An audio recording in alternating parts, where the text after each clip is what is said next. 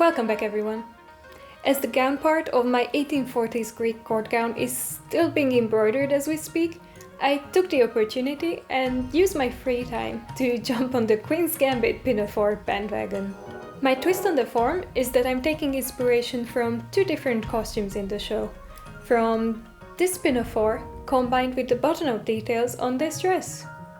I will also try and forego the zipper by using the same pattern I used to make this dress. Wait, not this one, this one. And this one too. As you see, this dress doesn't have a zipper, but it's stretchy enough that I can just pull it on. So, let's get started. I am using this checkered wool from my stash, as the show's costume designer, Gabrielle Binder, did often use checkered fabrics in reference to a chessboard. All I'm changing on the pattern is that I will deepen the neckline into a low V-neck, and because the wool is not too stretchy, I will make the side seams completely straight using the widest point on my torso, the bust circumference, as the width throughout. This way I should be able to put on the dress without any difficulties.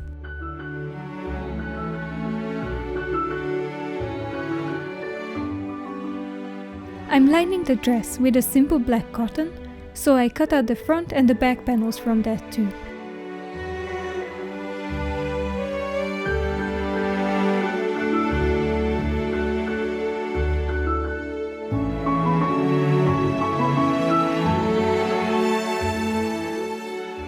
I pinned and sewed the darts on both the fashioned fabric and the lining, then pinning them right sides together, I sewed them around the armhole and neckline on both front and the back panel.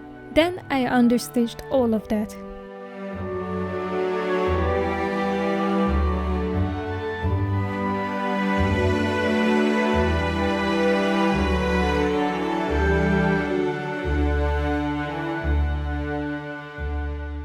Before turning them inside out, I notched the seam allowances.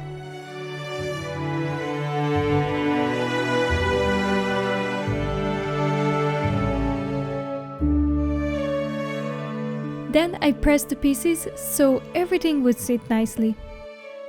I pinned the front and the back panel together, sewed the shoulder and the side seams up, and serged them too.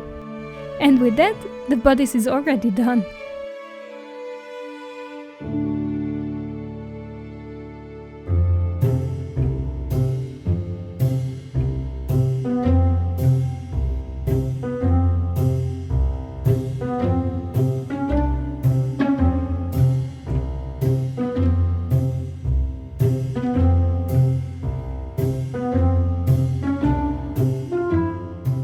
I cut a full circle skirt from my fabric by piecing one edge of it. This is a technique I often see on big Indian skirts, and interestingly, usually the fullness of the skirt hides this trick so well that you won't even notice it unless you're really looking for it. So if you don't have enough fabric, this is a neat idea to use. I made sure to match the pattern up perfectly on the pieced parts.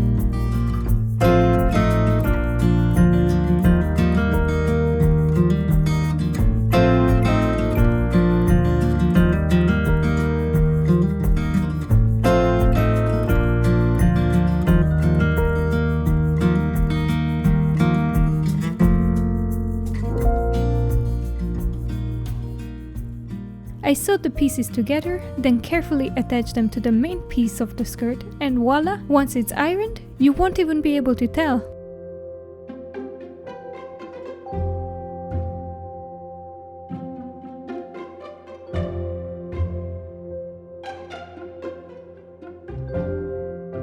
Now it's time to attach the bodice to the skirt and serge that seam too.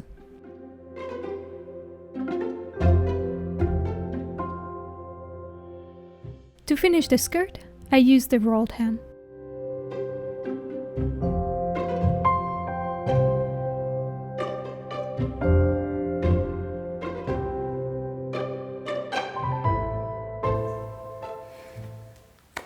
Feels like there hasn't been a video of mine where something hasn't gone horribly wrong. All that is to say that I tried on the dress and I love it. But the skirt is too short. I like my skirts to be at least below knee level. Especially if they are winter skirts, they should be long and warm.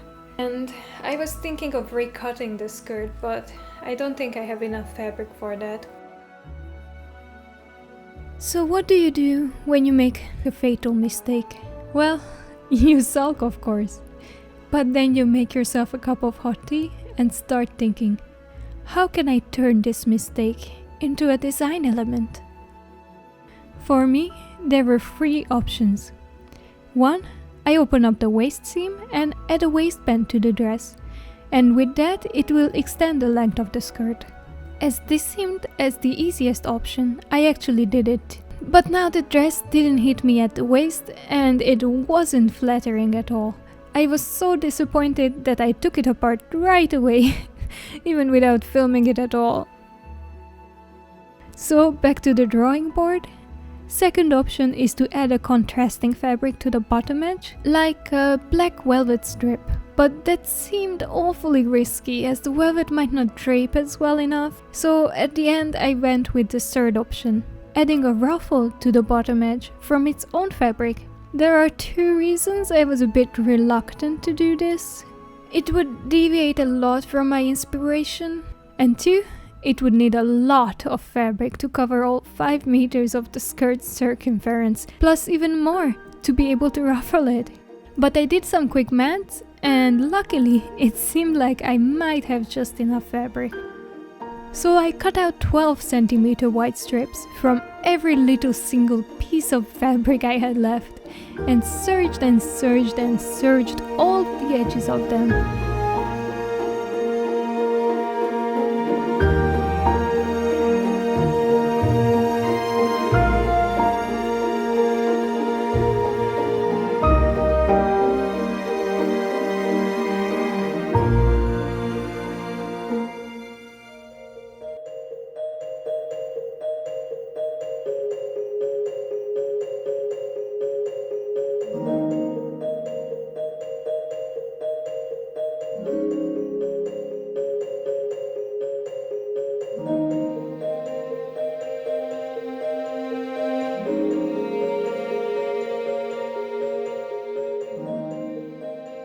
Then I matched the lines up perfectly and sewed all the pieces together to create a giant strip of fabric.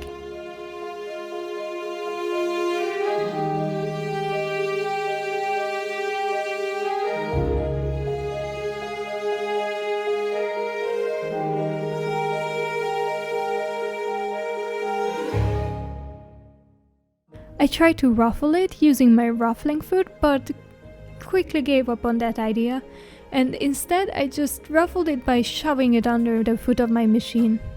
At the end, my finger started hurting, so I used the seam ripper to shove it instead.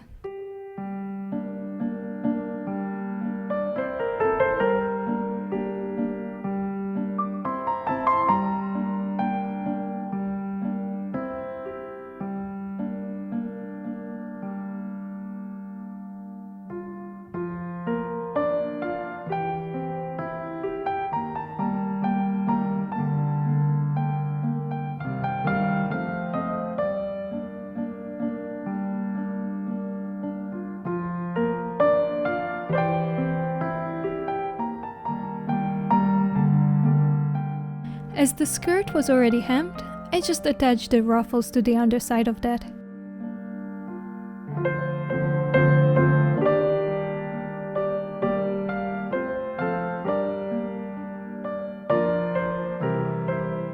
And you know what? This mistake has turned into a design element, and it truly transformed the whole dress from a serious chess player to, well, a wintry cottagecore, I guess. But I ain't mad. As it was, I decided to leave the ruffles unhemmed as it gave it more of a rustic feel. Now for the last detail, the button-up that will cinch the waist. I made a little paper mock-up to fine-tune the shape and size of it, then I cut out 4 pieces, 2 straight ones and 2 on the bias, just to have some fun with the pattern. I pinned them together right sides facing, sewed around the edges and cutting the seam allowance down, and the corners notched, I turned them inside out and did a little decorative top stitch on it.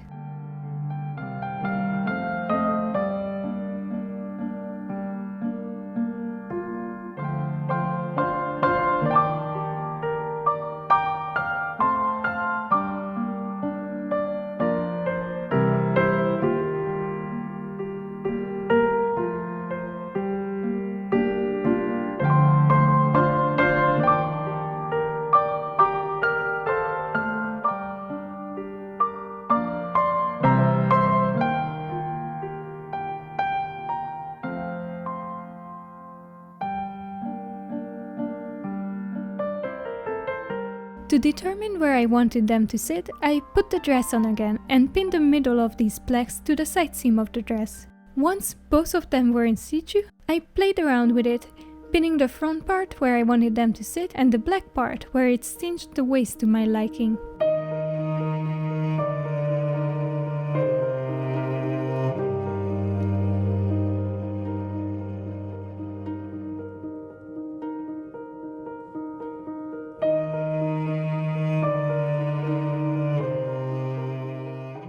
I marked these places and sewed these nice metallic buttons there. The cool thing about this design is that the waist size is so easily changeable, you only have to move one button. And of course, you can also wear it unbuttoned for a trendy oversized look. And the best part? I didn't need to sew in one zipper. I added the buttonholes to my pleats using my sewing machine, and with that, the project is done.